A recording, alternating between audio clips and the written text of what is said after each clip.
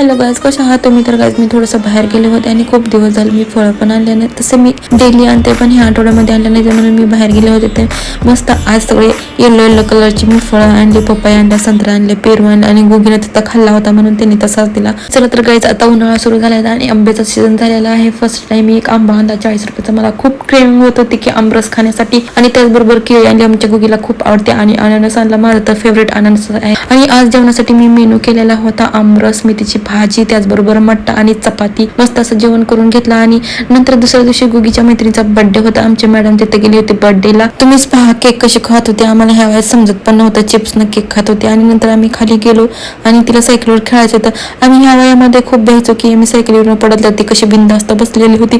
आणि त्याचबरोबर दादा संग तिनं रेस लावत होती की तू जातो का अगोदर मी जाते. आजकालच्या मुलामध्ये खूप कॉम्पिटिशन लागलेलं आहे. आणि कसा वाटला व्हिडिओ नक्की कमेंट बॉक्समध्ये सांगा. तर भेटू आणखी व्हिडिओमध्ये. चलो बाय गाय.